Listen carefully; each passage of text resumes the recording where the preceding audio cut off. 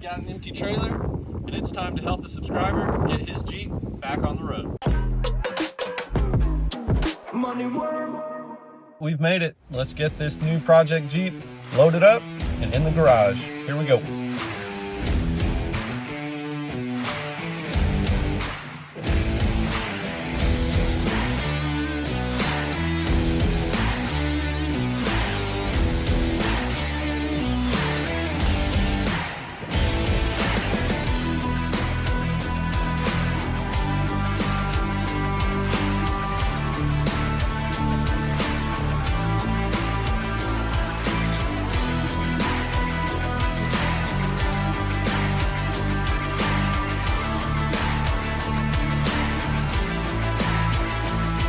Okay, so I've got Art here with me today. He's the gentleman that, as you've seen at this point, we went and got his Jeepster, we got it unloaded, and we've been working on this thing all weekend. So I thought I would update you a little bit about how Art found me. So how'd you find me? YouTube. Okay. I've been working on this Jeep. It's my dad's Jeep. Bought it a couple of months after I was born in '71. So it's been in my life, my whole life. He passed away, and it was not something I wanted to let go. I wanted to fix it up and resto-mod it. Yeah. Started to kind of break it down, found some shops that I was considering that didn't work out. And I brought it back home, and I'd met Tyler online. He was gonna come down with his wife to McKinney. I'm in Frisco for a wedding or baby shower. And, Oh yeah, it was a baby shower. Baby shower, and he Yep. said, hey, I'd already reached out to him via YouTube with comments and questions. Just because he was working on Commandos and he knew what he was talking about, and it's fun to watch. So he said, yeah, I'm going to be in your neck of the woods. I'll come by and look at your project. So I'm like, absolutely. He came by, that was about a year ago, looked at it. We discussed some things, and I told him that I was going to have someone do the work. I could do it, but I was going to have someone do the work. That didn't work out, as I mentioned. So now it's back here, and I'm got my hands full, and I needed somebody that knew what the heck they were talking about. So here we are. Yeah, so you think I know what I'm talking about. That's the piece. So, yeah, and there you go. That's how Art found me. This is what we're working on. I'm really excited about it. And it's like you said, I think it's going to be really cool. So let me walk you guys around, show you a little bit of what we've done, the build plan on this thing, pieces, parts, and hope you enjoy it. So up front, what we've decided to do is we actually found a set of Wagoneer axles. So Art's had those completely gone through, professionally re-geared, set up in a manner that's really going to work nicely for him. This was an early model 67. So in 67, they came with Ross steering, which had the joint here and here and here, and it sucked. And so we are going to go ahead and update him to the Saginaw. He already got a lot of this put in place. We actually ordered the stock bracket that bolts through the frame and puts it in the stock location. There were other options we can do, but this is going to be a nice cruiser wheeler, light wheeler, nothing crazy. And so with that, we don't need big crazy steering either. And we know this is going to fit in the stock location. So we got that in, welded up. We went with the WFO front cross member to secure everything, do the shackle reversal, 4-inch YJ springs, spring under.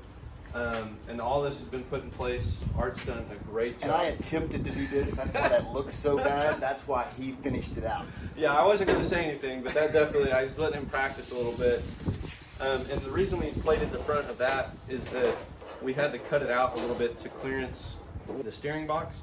So with that clearancing, all that, we went ahead and plated this just to reinforce it a little bit. We'll grind that smooth, make it look nice. And then the front bumper and the splash guard, all that, will cover it up. So axles, steering, suspension, up front, we got all of that done and in place. For the interior, this is really cool because he actually has an original half cap here. And with that, you know, he's going to have the bulkhead. He actually had this piece bent up that's going to fit right here behind the bulkhead, kind of enclose it, similar to what my dad did. He'll have a little bit different flair on it, but we've got some plans with that, build a roll bar, some other things that we'll do with the interior. He's going to have seats. He already kind of shaved in, filled in this middle piece here, do the new like doubled in piece. With the gauges, he went ahead and cut that out as well, so that he's going to have some really nice gauges, updated the switches, all of that, tilt column. So the interior is going to look and feel like a brand new Jeep, but it's going to really have that old school vibe to it still.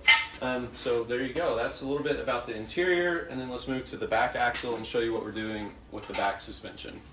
So for the rear axle, shoot. Oh Oh, I'm sorry. Yeah, you're It's all right. So blooper scene there for you. For the rear suspension here, what we went ahead and did is match the front, same 4-inch YJ leaf springs. On these Commandos, what's really cool is the front hanger does a wonderful job of already placing it centered here.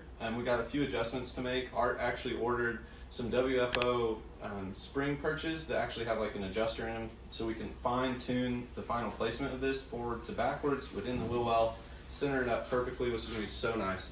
But with that, the front and the center pin already line up. So then in the back, we actually made some outriggers to outboard the rear springs as well, so that these YJ springs will sit nice and neat. They'll fit in just perfectly. I'll show you what that process looks like. And then what we're going to do too, that's going to be really neat, is we're actually going to tie them from one side to the other over the gas tank to make sure that they're rigid in place. We thought that that'll be important as well to provide some lateral rigidity to them, reinforce it a little bit, and not put too much stress on the frame. So that's what we're doing. Also, we're running the 20-25 gallon aero tank in the back. We're going to run a Holley Sniper fuel pump, the stock fuel gauge. All of that will be hooked up, plumbed, work perfectly. Let's see. I think pretty much that's the back of this. Again, I think it's going to work out really nicely.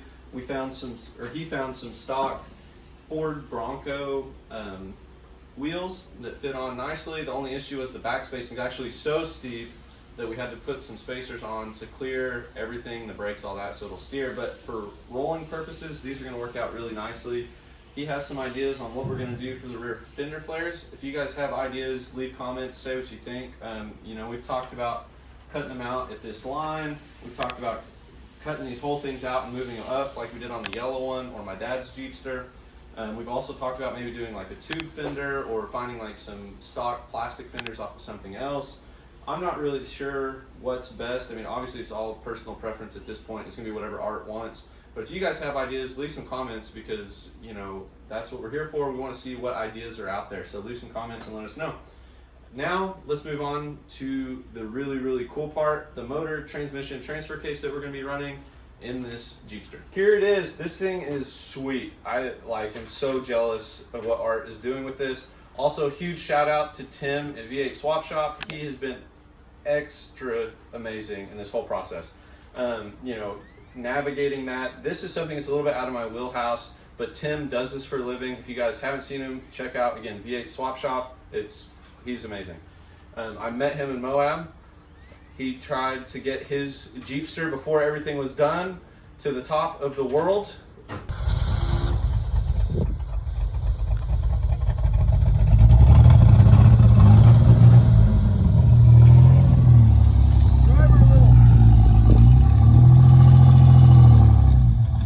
Had some issues, so you know we're going to be back for redemption. Tim, let's make sure we do that. But here we go. L33 5.3 V8 out of a 05-ish to 07-ish pickup truck. Aluminum block, really sweet. Apparently has some cool things with the heads and other stuff. You know, we got some center dump ceramic coated headers. That's going to keep it nice and tight to the block, make exhaust a little bit easier to run, and hopefully keep up with reducing some of the temps under the hood and this hot Texas heat. Then we also went ahead and ordered a whole new front bracket for this from Tim. So new crank, all of that's going to push this in, save us some more valuable real estate under the hood to hopefully get a bigger radiator in there. Again, we really want to keep this thing nice and cool, but this is going to be the heart and soul of this Jeepster, and it's going to be amazing. Let me show you what we've got for the transmission and the transfer case. So this is, to me, really fun. He decided to keep 3 pedals. I know that's not for everybody, but I mean, my brother's got the 5-speed in his. If you haven't, check out his entire walk-around video, The Rigs I Dig. I'll leave the link. But what we did, similar formula with what my brother did. The AX15 bolted, he has it bolted to a flipped Dana 300. Same thing, thanks Tim from V8 Swap Shop. He put this whole thing together and shipped it in to us, ready to go, ready to bolt in, all the adapters that are needed to put this thing to that V8. So it's going to be great. Cable shifters, so we'll be able to put the shifters in the interior exactly where we want them. The flip Dana 300 is going to hold up nicely. The only thing we might be concerned about is this transmission, but I will just say my brother had some issues with a shop as well that didn't put oil in the transmission or the transfer case, and I think we still got like 500 miles out of the thing with almost no oil. So I'm thinking brand new, rebuilt, with oil in it, it's going to hold up just fine behind that Chevy V8. But let me know what you guys think. Did we make a horrible decision on the transmission and transfer case side? Like I said, I love the short shift pattern, how much fun these AX15s are to drive. I had them in multiple Cherokees. I just love this transmission. So to me, I think it's a wonderful choice. But what do you guys think? Did we make a right choice on this drivetrain? There you have it, guys. This is the Exit 19 Jeepster build that I'm partnering with Art with. I'm so excited to be building my first subscriber build Jeep. And I hope you guys will stick around and watch how this thing turns out. We've got an amazing drivetrain, Wagoneer, Dana 44 axles, 4-inch YJ lift springs sprung under axle, the L33 V8 to an AX15 with the Dana 300.